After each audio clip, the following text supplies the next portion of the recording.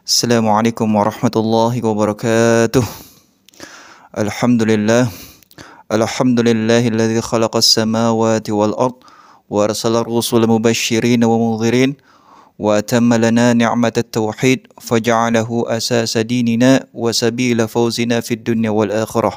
Alhamdulillahilladzi hadana ila siratihil mustaqim wa ja'alana min ummati Muhammadin sallallahu alaihi wasallam allati la yusharikuna billahi syai'a. Asyhadu an la ilaha illallah wahdahu la syarika lah wa asyhadu anna Muhammadan abduhu wa rasuluh sallallahu alaihi wa ala alihi wa sahbihi ajma'in. Amma ba'd. Segala puji bagi Allah Subhanahu wa ta'ala, Tuhan semesta alam. Salawat dan salam senantiasa tercurahkan kepada junjungan kita, teladan kita Nabi besar Muhammad sallallahu alaihi wasallam beserta keluarga, sahabat dan umatnya yang setia mengikuti jalan kebenaran hingga akhir zaman. Ayuhal ikhwah yang dimuliakan Allah Subhanahu wa ta'ala. Pada kesempatan yang mulia ini, izinkanlah saya untuk menyampaikan sebuah pesan tentang semangat tauhid, dengan mengambil pelajaran daripada Al-Hanifiyah, yaitu mereka yang berpegang teguh pada ajaran tauhid sebelum diutusnya Rasulullah sallallahu alaihi wasallam. Ayuhal ikhwah yang dimuliakan Allah, di tengah kegelapan zaman jahiliyah yang dipenuhi penyembahan berhala, kesyirikan dan kebodohan, ada sekelompok kecil manusia yang tetap berpegang teguh di dalam ajaran tauhid. Mereka inilah yang dikenal dengan istilah Al-Hanifiyah, yaitu pengikut ajaran Nabi Ibrahim alaihissalam. Siapakah mereka dan apa yang bisa kita ambil pelajaran dari kisah hidup mereka?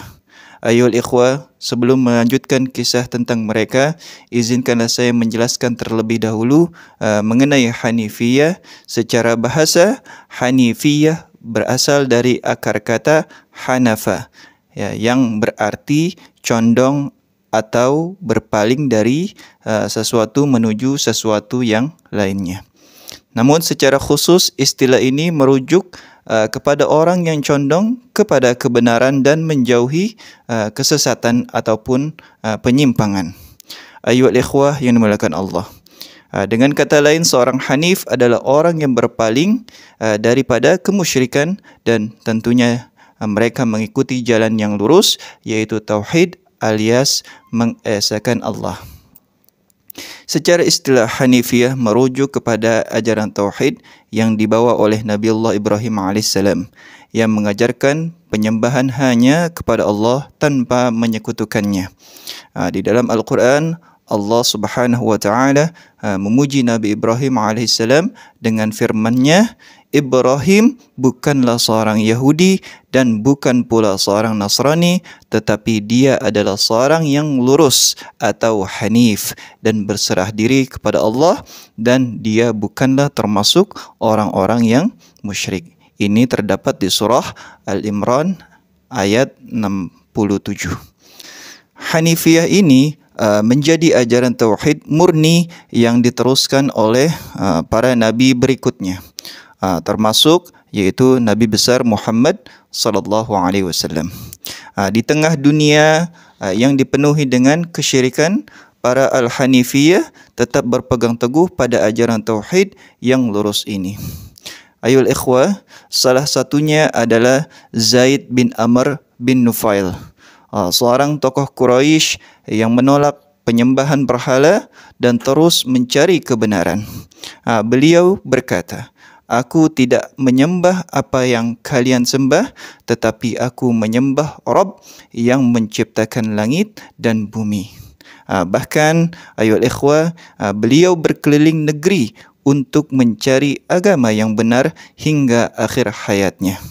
Nah, Zaid ini hidup sekitar 20 sampai 30 tahun sebelum Nabi Muhammad diutus. Beliau meninggal sebelum kenabian. Tetapi Rasulullah SAW pernah menyebutkan bahawa Zaid akan dibangkitkan sendirian sebagai umat yang lurus di akhirat karena keyakinannya kepada tauhid. Ayuhal ikhwah, dari Zaid kita belajar keteguhan hati di dalam menjaga kemurnian tauhid meskipun hidup di tengah arus kebatilan. Ada juga Waraqah bin Naufal, yaitu seorang ahli kitab yang mendalami Taurah dan juga Injil. Ia mengenali tanda-tanda kenabian di dalam diri Rasulullah SAW dan berkata, seandainya aku masih muda ketika engkau diutus, niscaya aku akan membantumu menghadapi kaummu. Waraqah ini hidup hingga awal masa kenabian Nabi Muhammad SAW. Ia wafat enggak lama setelah Rasulullah SAW menerima wahyu yang pertama sekitar tahun 610 Masehi. Dari Waraqah kita belajar untuk senantiasa mencari ilmu dan mengenali kebenaran ketika ia datang. Ayyul ikhwan, selanjutnya adalah Qus bin Sa'idah Al-Iyadi, seorang orator terkenal dari suku Iyad yang hidup sekitar 50 tahun sebelum Nabi Muhammad SAW diutus. Beliau dikenal karena sering menyerukan tauhid di dalam syair-syairnya, terutama saat berbicara di pasar Ukaz. Dari Qus kita belajar untuk menggunakan keahlian dan kebijaksanaan kita di dalam menyeru kepada kebaikan. Ayolah ikhwah yang dimuliakan Allah Subhanahu wa taala. Para Hanifiyah ini hidup pada masa yang disebut sebagai masa fatrah, yaitu masa kekosongan Nabi setelah diutusnya Nabiullah Isa alaihissalam hingga datangnya Nabi besar Muhammad sallallahu alaihi wasallam. Di dalam hal ini Rasulullah sallallahu alaihi wasallam bersabda, "Bu'ithtu fi nasamis sa'ah." Ayolah ikhwah yang dimuliakan Allah Subhanahu wa taala. Artinya Nabi Muhammad SAW diutus pada masa mendekati akhir zaman, setelah manusia hidup di dalam kegelapan tanpa wahyu baru selama kurang lebih 600 tahun lamanya. Masa ini adalah ujian berat bagi manusia. Namun Allah memuliakan mereka yang tetap teguh di dalam tauhid. Namun di balik kemuliaan tersebut, mereka menghadapi tantangan berat di dalam mempertahankan keyakinan tauhid. Yang pertama apa saja? Yang pertama, tekanan sosial dan budaya masyarakat Arab saat itu sangat terikat dengan tradisi nenek moyang mereka, termasuk penyembahan terhadap berhala. Orang-orang seperti Zaid bin Amr bin Nufail sering diasingkan, dihina bahkan diusir dari komunitas mereka. Yang kedua, minimnya dukungan para Al-Hanifiyah, mereka ini hidup sebagai minoritas di tengah mayoritas yang menyembah berhala. Mereka sering merasa kesepian di dalam perjuangan, seperti yang dialami oleh Waraqah bin Naufal yang hidup dalam keterasingan karena keyakinannya ini. Yang ketiga, ketiadaan wahyu baru di masa fatrah. Tidak ada nabi yang diutus pada masa itu, sehingga mereka harus berpegang teguh pada akal dan fitrah mereka untuk mengenal Allah, dan ini merupakan ujian berat bagi mereka sebagaimana yang dialami oleh Qus bin Sa'idah Al-Iyadi yang menyeru kepada tauhid tanpa memiliki wahyu langsung. Yang keempat, ayol ikhwah, bahaya fisik dan pengasingan. Menolak menyembah berhala seringkali menghadirkan ancaman nyata. Contohnya Zaid bin Amr misalnya, dianiaya dan dipaksa hidup di luar Mekah untuk menjaga keyakinannya. Dan yang kelima, menyaksikan kemusyrikan yang merajalela mereka hidup di tengah masyarakat yang tenggelam di dalam keburukan moral seperti penyembahan berhala, perjudian, perzinahan, pembunuhan bayi perempuan. Dan hal ini tentunya sangat menyakitkan hati mereka. Namun mereka tetap berpegang teguh dalam menyerukan kebenaran. Ayol ikhwah yang dimuliakan Allah. Pelajaran penting dari kisah para Al-Hanifiyah adalah semangat untuk menjaga tauhid dan senantiasa istiqamah di dalam keyakinan.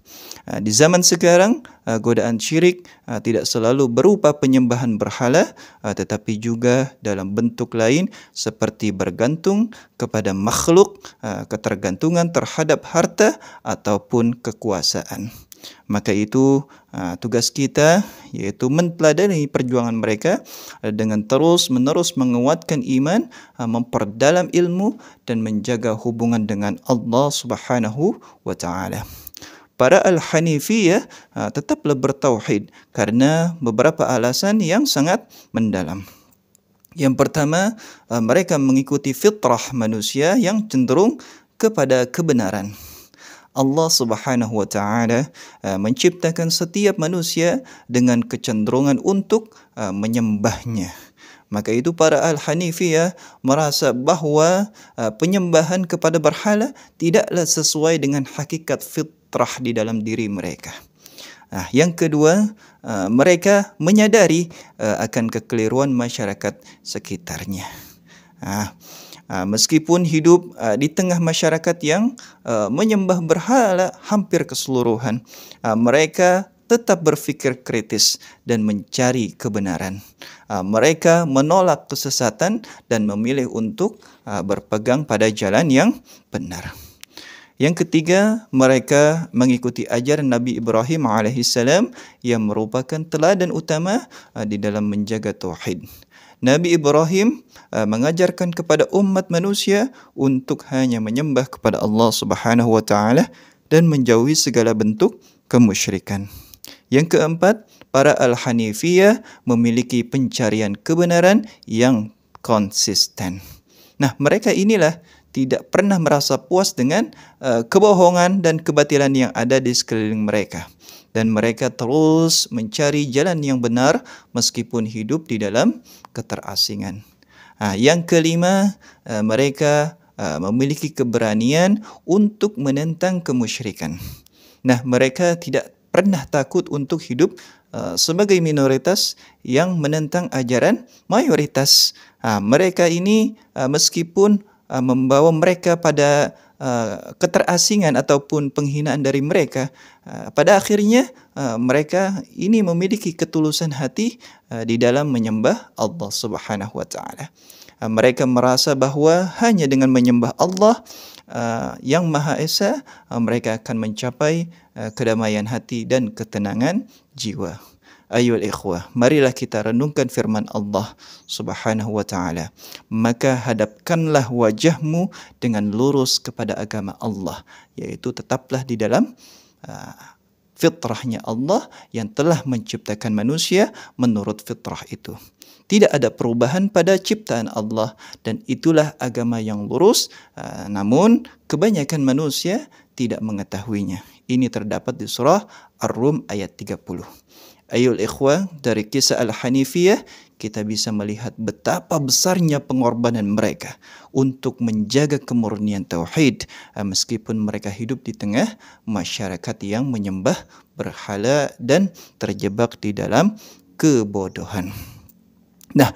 Mereka tetaplah bertauhid, tetap mencari kebenaran dan tetap berpegang pada ajaran Nabi Ibrahim alaihissalam meskipun tantangan yang mereka hadapi sangatlah amat berat. Sebagai umat Nabi besar Muhammad sallallahu alaihi wasallam, kita memiliki tugas yang sama untuk menjaga tauhid di dalam hati kita, untuk selalu mengesahkan Allah Subhanahu wa taala dalam setiap tindakan dan keyakinan kita, dan untuk menjauhi segala bentuk kemusyrikan, baik itu di dalam bentuk yang tampak nyata maupun di dalam bentuk yang lebih halus seperti ketergantungan kepada dunia ataupun hawa nafsu. Maka daripada itu, marilah kita menteladani semangat perjuangan mereka yang tidak kenal lelah, yang tetap menjaga dan mempertahankan tauhid meskipun berada di tengah gelombang kesesatan.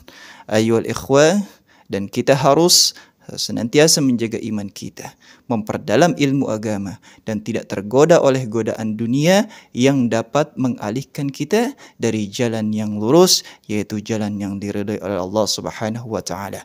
Semoga kita semua menjadi hamba-hamba Allah yang senantiasa istiqamah, yang senantiasa berada di jalan tauhid, mengikuti ajaran Nabi Ibrahim alaihissalam dan meneladani semangat perjuangan para Al-Hanifiyah.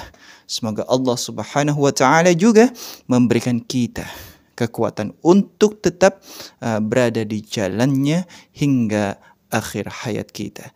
Hadanallahu wa iyyakum ajma'in. Wassalamualaikum warahmatullahi wabarakatuh.